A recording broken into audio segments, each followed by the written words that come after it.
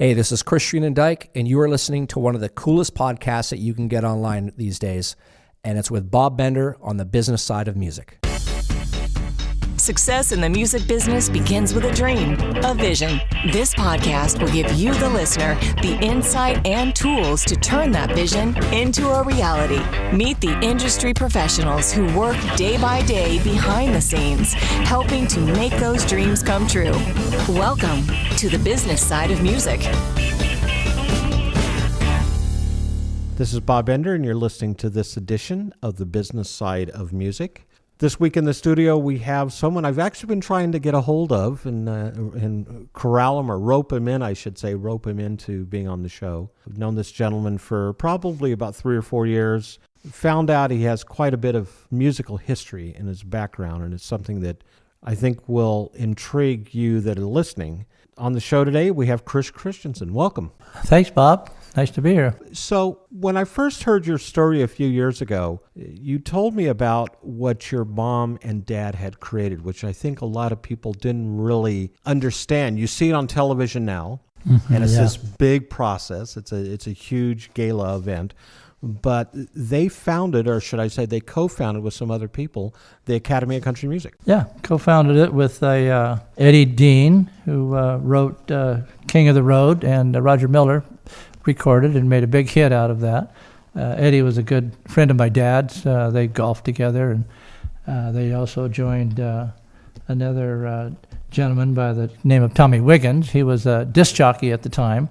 And was he a disc jockey in the L.A. area? In the L.A. area, okay. Yeah. And he was also a country western singer. He had a couple of recordings. And so he used to hang out at Mom and Dad's nightclub. And the four of them got together and were just talking about how little respect, in their opinion, country music and country musicians got. In those days, it was called shit-kicking music. That's because there was a lot of shit-kicking going on in all the bars. Yeah. But they thought that the musicians actually deserved a lot more respect than they were getting, and better paychecks also. Country musicians didn't get big paychecks as a rule at that time, back in the early 60s and late 50s. And so they decided to honor some of those musicians and singers themselves and have a little awards show. The first one they held at my parents' nightclub was called the Red Barrel nightclub down in... Was that in Hawaiian Gardens? Hawaiian Gardens, yeah. Thanks. I was searching my brain for that. I remember you telling me that in one of our conversations. Not a lot of people know where that's at. It's just inland from Seal Beach and Los Alamitos. They originally had a club called the C&W Corral, which stood for Chris and Mickey, my mom and dad's names. Then they sold that place because they got an offer to take over the Red Barrel, which was owned by another gentleman. And he wanted to get out of the business and was looking for a quick way out, and it was a big step for them because it was a big dance club and huge bar, but had a big parking lot, a lot of potential. And so they jumped on the opportunity, and they ran and owned that club for several years. And from what I understand, the focus of the Academy of Country Music back then, I guess it was actually called the Country and Western Music Right, Academy. it was originally called the Academy of Country and Western Music. And its focus was on the West Coast country sound, right? Yeah, they knew that there were a lot of country musicians, good country musicians, that actually resided and originated from the West Coast.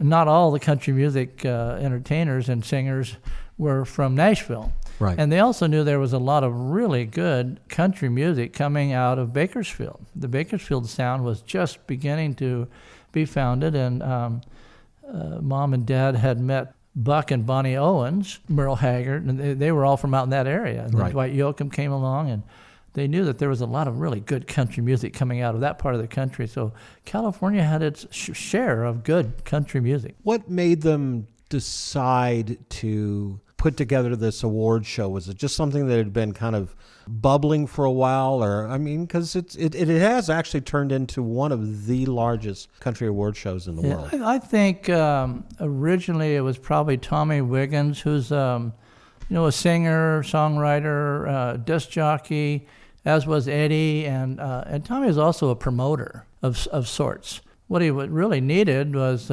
somebody to go along with the concept him and Eddie and my dad talked about, But they also needed a venue, a place to actually hold the award show. And Mom and Dad had this big club that could seat 400 or 500 people. And so they thought that was a natural place to do it. Mom agreed to host us.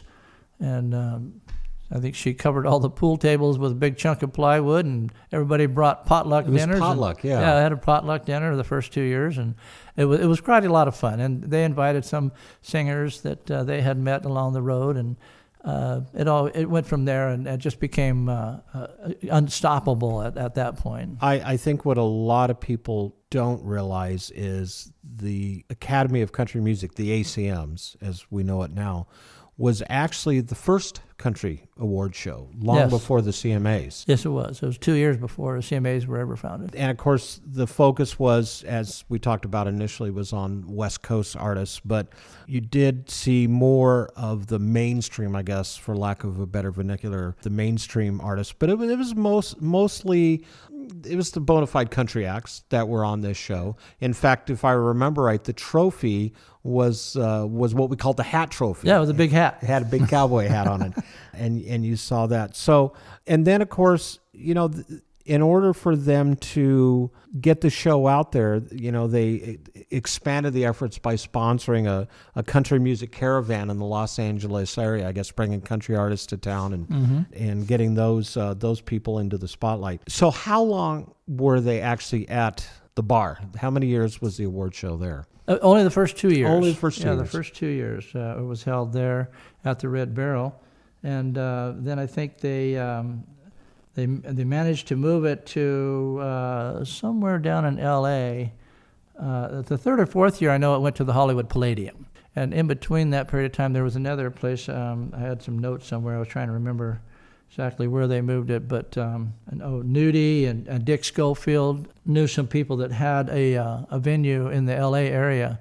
And they decided to move it there the third and fourth years, and then they moved it to the Hollywood Palladium. And the Palladium was where I think Lawrence Welk did his show, and a few other mainstream big artists back in those days. So that was really like the happening place. Yeah, and there was a lot of interest in it. I know in 1966, the third year, the host they had was Lauren Green. From Bonanza. From Bonanza, right. And Lauren actually hosted it in 66 and 67. And then a gentleman by the name of Pat Buttram did it in 68. And 69 was when it was a big turning point, because in 69, Dick Clark was the host that year from American Bandstand.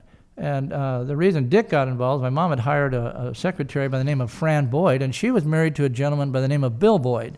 And anybody who'd been around Dick Clark Productions or the music scene in L.A. at that time knew that Bill Boyd was the production manager for Dick Clark Productions. And so Bill was telling Dick Clark about the show, and he got very interested, and he eventually agreed to be the host. And shortly after that, American Bandstand and CBS, who Dick Clark worked with, agreed to sponsor the Academy Awards show, and it really took off from there, because now you've got Hollywood stars involved, and everybody wanted to be a part of it, and just to give away one of the hat trophies, let alone be one of the recipients of one of the awards. And that, in the first few years that was done, was in the Los Angeles area? Yeah, it was always done in the LA area. It was done in the LA area all the way up to, they went from the Palladium. Well, they eventually ended up MGM Studios, Universal Studios in L.A. And it was there for quite a few years. And I know the first year that I attended the ACMs was at Universal, right? That was a lot of fun. And then it eventually wound up in Las Vegas. The new board in the early 90s, I believe, thought that would be a good financial move to move it to Las Vegas, and it proved to be right. Which is where it's been ever since. It's been there ever since, with the exception of the 50-year anniversary, which they did at Texas Stadium in Dallas. Right. That was 2 years ago. That ended up being kind of a logistical nightmare, however. It was a little bit too big, too much, and transitioning it from a football stadium to an award show banquet and all of that, it ended up being a lot more involved than I think they anticipated. So they moved back to the MGM Grand in Las Vegas 2 years ago or 3 years ago now, and it's been there ever since.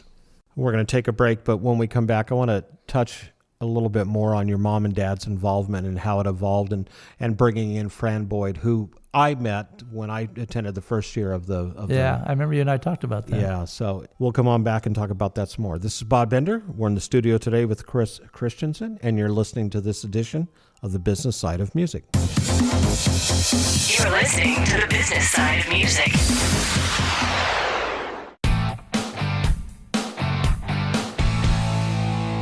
Hi, this is Vinny Rebus, the founder of Indie Connect.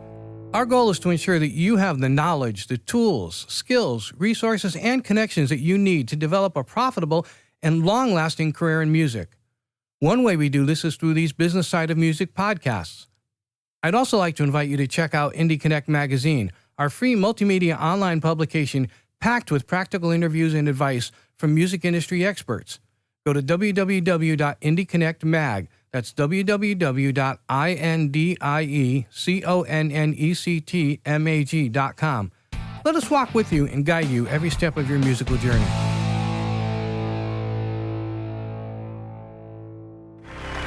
Who better to give the Entertainer of the Year award than a man who has won every award there is? He sings on everybody's records, including mine, writes everyone's favorite songs, and as all of you know, he is the host of that other award show. He plays guitar, he plays golf, and he plays like he doesn't have a care in the world. But I know this guy, and I know he cares about everything and everybody. Here to present Entertainer of the Year award is your plain old everyday run-of-the-mill superstar, Vince Gill.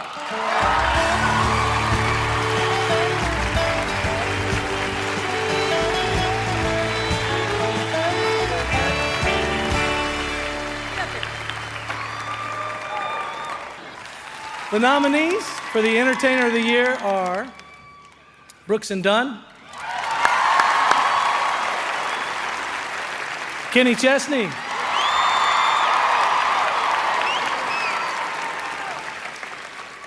Alan Jackson,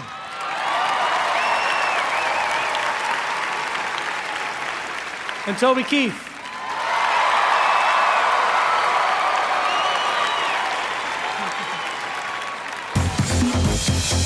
You're listening to The Business Side of Music. This is Bob Bender. You're listening to this edition of The Business Side of Music. We're back in the studio with Chris Christiansen talking about the Academy of Country Music Awards. We discussed in the previous segment, it was first held in 1966. I was doing some research on it and saw that when Dick Clark took it over, it was televised on ABC. And then the Academy joined with Dick Clark Productions, and they eventually moved it over to NBC, and then I guess finally CBS. CBS has it now and has for quite a few years. But when it left your folks' nightclub, it went to The Beverly Hilton. the Beverly Hilton, and then from there it finally went to the Went Palladium. to the Palladium, yeah. Right.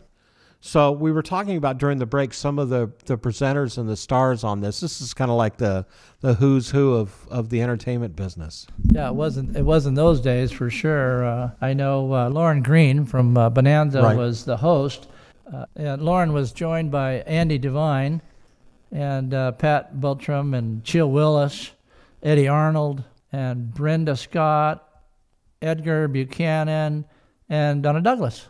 From Beverly Hillbillies. Beverly Hillbillies. Right, Yeah. Ellie Mae. Ellie Mae. Who we all had a crush on at one time in our she life. was a cutie pie. We're showing our ages here. Yeah. Yeah, that's for sure. So Fran Boyd, getting back to her, she started off working with your mother as, I guess... The secretary for the Academy, the board. Yeah. Because Mom, she was also running a nightclub, and she just didn't have time to do all of that stuff, and so they agreed to give her the money to hire a secretary to assist with all of the paperwork and all the other stuff that needed to be done. And it so happened that Fran Boyd was married to Bill Boyd, who was a production manager for Dick Clark Productions. Right.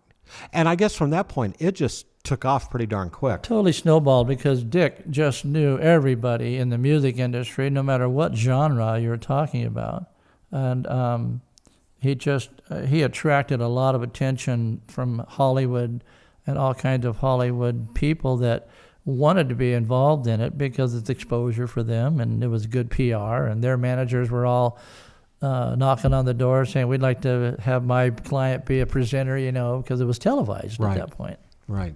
So that was good PR for them. And it evolved from being a West Coast show to, I guess, Nashville, either the ACMs embracing Nashville or Nashville embracing the ACM. Yeah, absolutely. Well, they had to embrace Nashville entertainers because a lot of country music and musicians did come from Nashville. Yeah. They never forgot their roots, and they always focused on West Coast entertainment and singers and songwriters primarily and first. But, you can't ignore big acts and, recordings and people that are being played consistently on the radio. So, the board had to vote on the recipients of the awards, and it included anybody in country music. So that's a good question. So I was a member of the ACMs back in the 90s and early 2000s. We voted as a body. If you were a member, you got to vote. So originally it was just the board that selected the nominees and the winners? Right. They selected the nominees, and then they would narrow it down to the top 3 or 4, and then they would pick out of that the award winners. How was it funded in the early days? I mean, that was still quite the endeavor. It was done pretty much, donations and support from different artists who wanted to be involved in it. Some of the studios and labels would donate money, and of course, when Dick Clark got involved, then it brought big money. Right, the sponsorships got involved. Yeah, the sponsorships were lining up at that point. Anything that's televised drew big money. But up until then, like I said, the first 2 shows were potluck dinners. Yeah. That's amazing. Yeah, it was fun. A lot of people grassroots. A lot of people don't understand that that's how it all started, was just in a nightclub. Is the club still there? No, it's not. That was taken down about 14, 15 years ago. Hawaiian Gardens area is still there, but it's a small little suburb of South LA. But no, the club was too big and too much square footage for most people to manage and make it a money-making venue. It required a lot of work. And, right. You had to bring in big bands, and then that usually required a big outlay to bring them in, and you hoped you sold enough tickets, and so on and so forth. So jumping back to Fran, when did she take over the day-to-day operations of it? I think it was right around 66, 67, if I So memory she ran serves it for a me long right. time, 'cause Yeah, I she met was her in there for 97. a long time. She was, she ended up being CEO of the Academy Board for years until she left, I want to say late 90s. But she was with the Academy for probably 30 plus years. Dick Clark produced the show for television the entire time? Yeah. Yeah. Once Dick Clark got involved in it, it was pretty much his baby and whatever network he was working with. So your mom and dad, at what point did they bow out of the process? Yeah, that's really hard to say. They never were entertainers. Mom and dad, one of the things I'm most proud of is that they were just farmers from Iowa with a dream to come out to California and the American dream. And they really never had any intention of none of that this. At all. Yeah. The only way they got really involved in it, my dad was a part owner of a company called Melody Music. They owned jute boxes and pool tables and the coin-operated machines and cigarette machines, and had a lot of those machines in the bars all over Southern California. And so my dad ran that company, and my mom was the bookkeeper.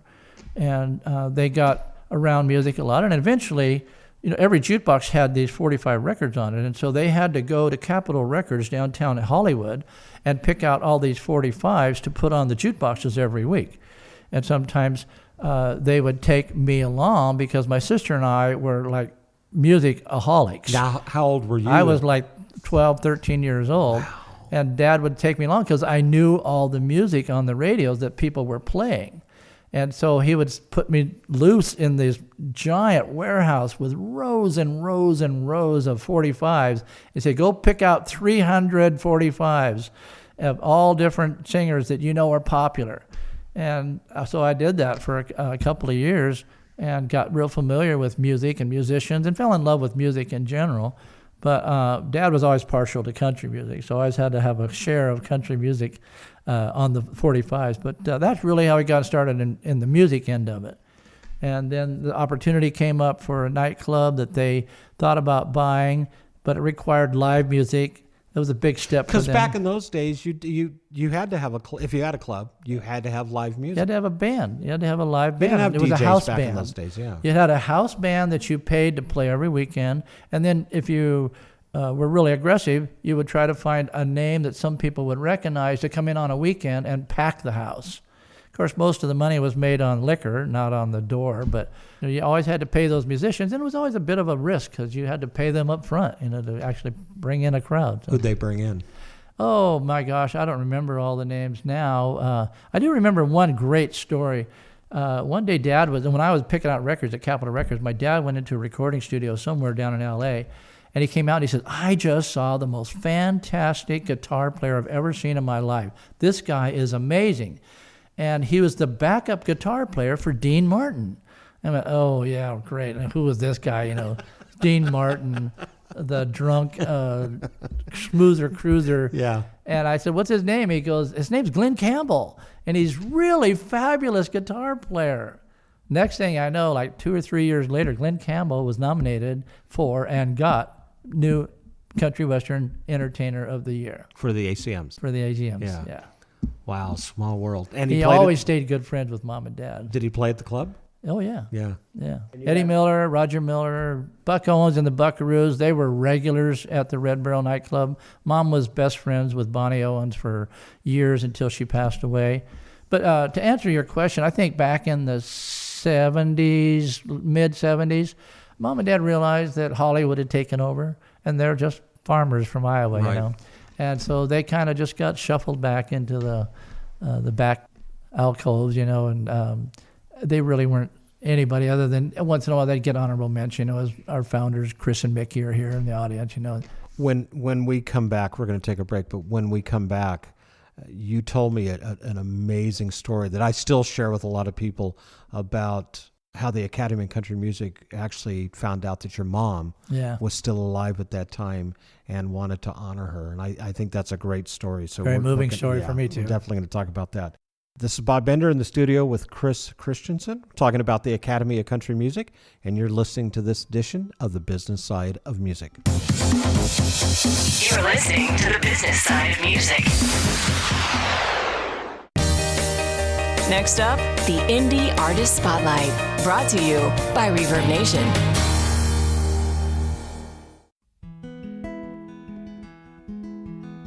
Hi, my name is Holly Horton, and I'm a member of Reverb Nation. Spent many a days on McFrancis Road, where I once was alone, till you came along. I'm based out of Birmingham, Alabama.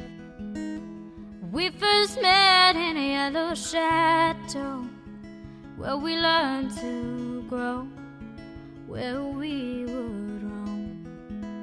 Now here I stay, you're at least a day's drive away.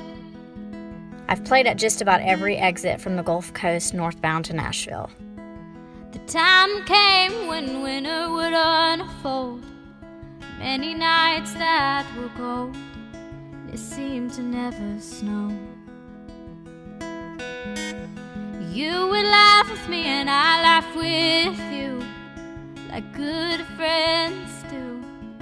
We were such a My music is a mix between Americana, folk, and country. Summer came, we had to bid adieu. You left and I never felt more blue. Here I stay and you're at least a day's drive away. Some of the artists I love listening to and have influenced me include Stevie Nicks, John Paul White, Jewel, and Emmylou Harris. Take me back to that place where across the aisle to see a smiling face. Those are the moments we can't replace. Those are the moments that I embrace. Now here I stay, and you're at least a day's drive away.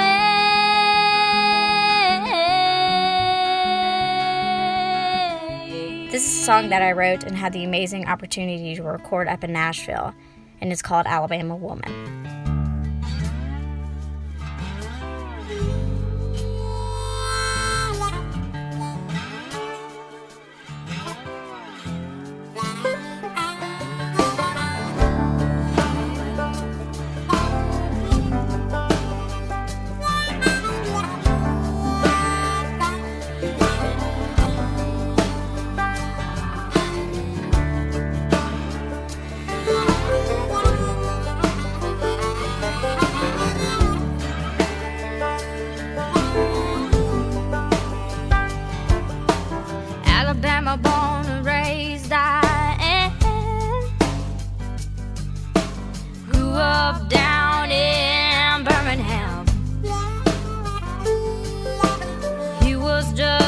mama, daddy, and me. We were happy as we could be. Now I'm an Alabama woman, I'm tough as I could be. Don't you mess with me.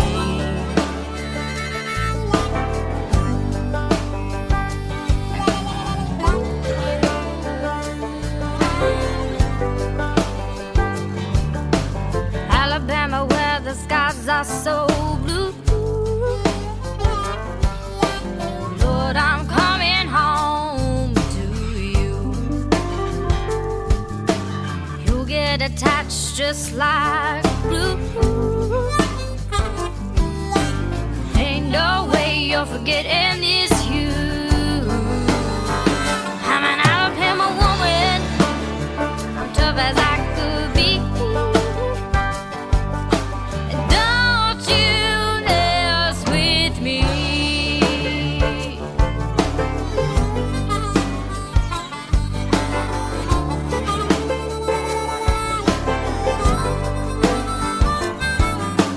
I've been through some pretty tough times.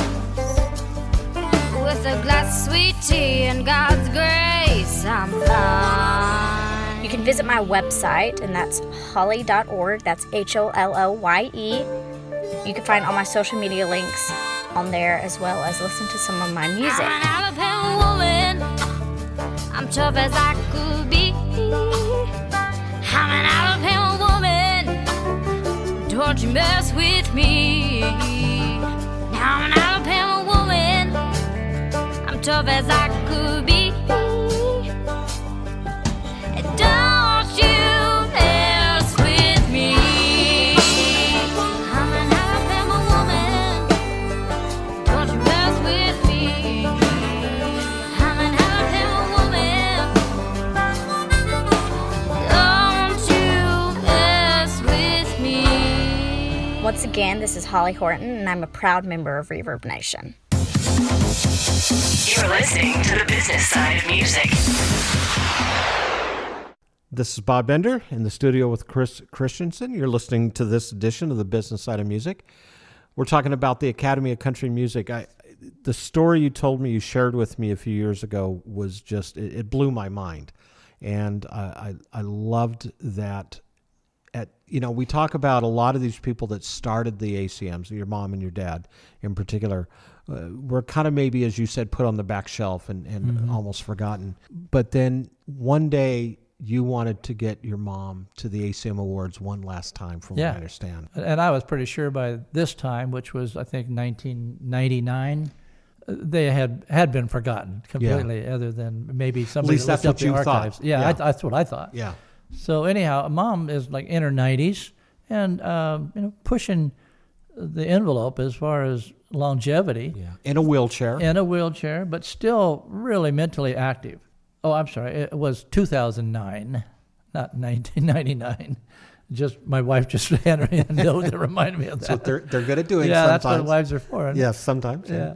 Anyhow, I had this desire to take Mom to an award show one more time before she wasn't able. Right. Which is the hottest ticket in town. Yeah, in Las exactly. Vegas. Right. Yeah. And it's not cheap. It's not cheap, right? For three people, for instance, to go to the Academy show, it cost us about $6,000 just to go to the show.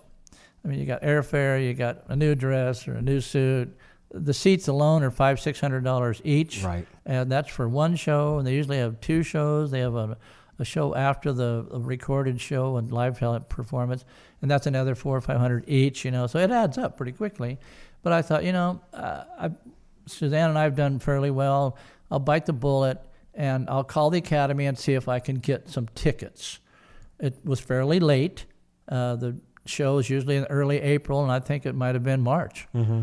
And so anyhow, I looked up the Academy phone number and saw that they had moved from downtown LA, where they used to be in Santa Monica, over to Encino, and called up the Academy. And I had, we get every quarter the monthly publication from the Academy called Tempo. And it's basically a publication updating you on what's going on in the country music world and with the Academy of Country Music. So I saw that the new CEO was a gentleman by the name of Romeo Productions. Yes, Right. Bob Romeo. And so, I thought, well, I'll just pull a few strings. And I got a hold of a secretary, and I said, I'd like to talk to Bob Romeo. And you're just like, I'm just, you're just winging it. You're totally Joe winging Schmo. it. Yeah. I'm just winging it. Yeah. And she goes, well, can I say what it's in regards? And I said, well, it's just in regards that I'd like to see about getting some tickets for the show. And she goes, And how many of those phone calls do they? Yeah, they must get millions, you know. And she goes, well, let me see if he's available. And may I have your name? I said, yeah, it's Chris Christiansen. So she goes, okay, hold on a minute. Well, in 2 minutes, Bob Romeo comes on the phone, and he goes, who's this? I said, this is Chris Christiansen. He goes, are you at all related to Chris and Mickey Christiansen? I said, yeah, they're my parents. And he goes, wow, what can I do for you? I went, well, you can talk to me for starters. That was a good thing. Yeah. I said, Mom is up here in Morro Bay, Central California, with my wife and I. And I would like to bring her to a show before she's gone. And but she's 92 and she's in a wheelchair. And Bob just like interrupted me, and he goes, "Your mom's still alive?" I went, "Yeah, she's right here." Smarter than I am, I can tell you that much. Sharp as a tack. And he goes, "OMG!" He said, "Whatever you want." He actually was trying to find her at one point to see. At one point, he said, we lost track of them when they were in Arizona, and we knew that your father had passed away from cancer back in the 70s or early 80s, and but we just assumed your mom had passed away also. I said, well, no, she's alive and well and kicking right here, and she would love to come to a show, but I'm willing to pay for my tickets, and I know that in the very set up the board and all the agreement and the original foundation of the Academy, they're not allowed to ever give away tickets to any shows. It was one of the very first stipulations they had in their basic board agreements. Anyhow, well, Bob said, whatever you want, Chris. He said, I would love to meet you. I would love to meet your mother because I've read and know a lot about your mother and her history and what she's done for the Academy. And he said, so, yes, I will have 3 tickets for you and your wife and your mom, or a limo pick you up at the airport. I'll have a hotel room for you at the MGM Grand. And found out later, funded all of that out of his own pocket because they aren't allowed to give away tickets, which was really generous. And when we got there, they really did. They had a red carpet, they had a limo, with the name on it, saying Christiansen, follow us, da-da-da. It was really, really a great experience. And we had backstage passes, got to meet all kinds of entertainers, Taylor Swift and George Strait and Tim McGraw and on and on and on and on. I got to go to all the rehearsals and just had a fabulous time. And it really was the cherry on the ice cream soda, so to speak, for my mom. Didn't you say that at one point in a conversation we had, they wanted to honor your mother on the show? Yeah, well, I didn't know this until I got there. And Bob told me, he said, you know what, I've been thinking about it, and I really would like to have George Strait give your mom an award for being one of the founders. And I went, whoa, that's unbelievable, because my mom's favorite singer in the whole world is George Strait. So he said, well, when we first open the show, we're going to introduce your mom, and we'll present her with a Founders Award. We were pretty stoked about that. Well, as it turned out, right before the show, Bob was talking with the producer from CBS, and he went, oh, hell no. 30 seconds is worth like $300,000 or something like that. He says, we cannot give you 30 seconds to make this presentation. If we'd have known maybe a year ago or whenever, maybe. So they weren't able to do it. But anyhow, when they opened the show, before they went live, Bob was up on the stage. He opened this show up, introduces, what's his name, the host. But he said, but before we go live, I want to recognize one of our founders, and she's here tonight. And right over here in the front row, and I'd like you to all pay your respects to Mickey Christiansen, who's right down here in the front row.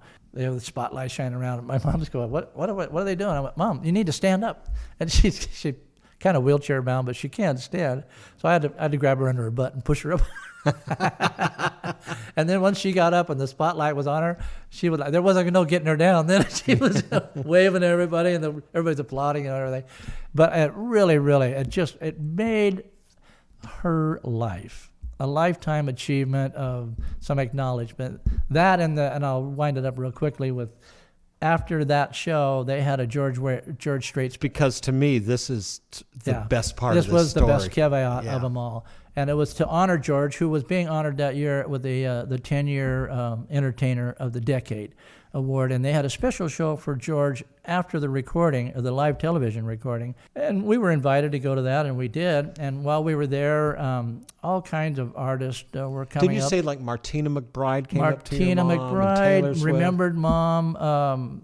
What's her name? Patty Loveless. Taylor Swift came over and said hi. And a lot of different artists were they recognized Mom from pictures or whatever. And I think rumors had kind of gotten around the hall, a little bit, that one of the founders was there. And they were coming over paying their respects. But George had a big line of people waiting to sign autographs. I really wanted Mom to meet George because she really was. Because didn't you ask your mom if there was anybody she wanted to see? Yeah, and it was always George Strait. Yeah. But he was really busy, and a lot of people were getting autographs from him up at the front of this auditorium we were in. And I happened to go up to the bar to get a drink, and I was standing next to Montgomery Gentry, the big tall guy. Troy Gentry? Yeah, Troy Gentry. And I looked over at Troy, and I went, "Hey, man, what's going on?" And he goes, "Hey, how's it going? What are you drinking?" I'm having tequila. I said, what are you up to, man? I said, "Well, it's interesting that you asked that, because I'm actually here with my mom, who's one of the founders, Mickey Christiansen." He goes, "Yeah, I remember Mickey's name." I said, "But I got a problem because Mom's way over there in a wheelchair, and she would love to meet George, who's way over there with all those people in between." And he goes, "Follow me." Well, Troy's a big guy. Yeah. Walks over to Mom, introduces himself. I don't think Mom really knew who he was at first. I went, "Mom, Montgomery Gentry. This is the Gentry guy." She goes, "Oh, yeah, how are you, And he goes, "You want to meet George?" She goes, "Yeah." She's like a little kid in a candy store. And next thing I know, there is an aisle wide open straight towards George, about 3 foot wide. He just walked through those big shoulders. Yeah, Troy Gentry is pushed just everybody away. steamrolling. Yeah. Said, "Hey, get out of the way. Mickey Christiansen's coming down. Get out of the way." And he's just gently, and I just wheeled the wheelchair right straight to George. And we got right up there, and George's wife standing alongside of him, next to him, make sure nobody grabs him or whatever, I guess. And she leans over, she goes, "Can I help you?" And I went, "Yeah, this is Mickey Christiansen." She goes, "Oh, hi, Mickey." And I said, "Mom would like to meet your husband." She's always idolized George. So she whispers to George's ear while he's signing autographs. And he says, "Folks, I'm sorry. I'm going to have to stop signing autographs for a few minutes. I have to meet somebody right here. Hold on, I'll be back in a few minutes." So he walks away and walks over to the wheelchair and leans down to Mom. And he goes, "Hi, Mickey. Nice to meet you." And she goes, "Oh, my God." She was like a little teeny kid. She goes, "I would waltz across Texas to meet you." I went, "Oh, God, Mom." That was really corny. But George Strait leaned down into Mom's ear, and he goes, "Mickey, we wouldn't be here if it wasn't for you." Wow. And that just floored me. And I went, that's what I did all this for. Yeah. That's the kind of recognition coming from a country music artist that recognized they went from shit-kicking music and no money to one of the best-paying genres in music.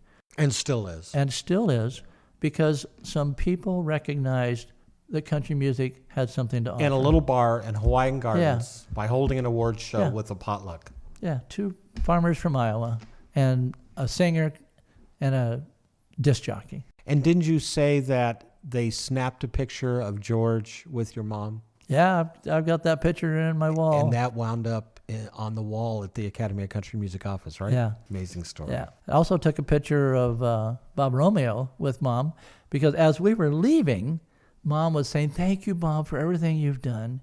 And he leaned down and he said the same exact thing that George Strait said. "Mickey, we wouldn't be here if it wasn't for you." And I went, "Did you and George rehearse that?" He just laughed. He goes, "No, Chris, it's true." It is. It And I is. went, "Well, thank you for everything you've done."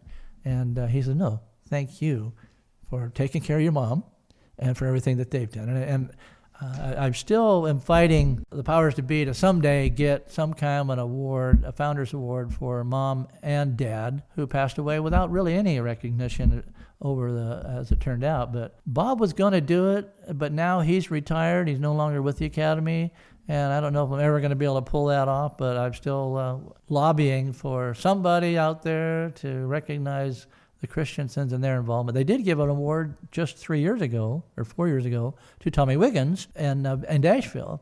Yeah, the ACM Honors Awards show. There's a precedent set. Yeah, maybe it's time to have an award established in the name of your mom and your dad. Well, that would be really appropriate, in my opinion. Yeah. Anything along those lines. But I will tell you that those two things, being able to go to the show, having George Strait say that to Mom and Dad, and Bob Romeo both, really made Mom's last 2 years of her life pure joy, and she got her 15 minutes of fame. Yeah, with George Strait. With George Strait. She didn't have to waltz across Texas to do it. No, she didn't. Chris, thanks for being on the show. Thank you. It's my pleasure. Love the time, and we'll have to get together and share some more stories. Got a bunch of them. Great. If you're interested in learning more about our show, drop us a line at musicpodcast@mail.com. That's musicpodcast@mail.com. If you have any suggestions of persons or topics that involve some facet of the music industry that you'd like to hear about on our podcast, please feel free to let us know. You can follow us on Facebook on the Business Side of Music podcast page. You can also find us on Twitter at Music Business Podcast. Also, if you're listening to this podcast on iTunes, post a review on what you think of our show. This is Bob Bender, and you've been listening to this edition of The Business Side of Music. The Business Side of Music is the creation of Tom Sabella and Tracy Snow and is produced by Bob Bender for Bob Bender Productions. Co-producer for the show is Vinny Rivas. The Business Side of Music is recorded at Music Dog Studios in Los Angeles, California and Nashville, Tennessee. Production sound design by Keith Stark. Voiceover and promo by Lisa Busan.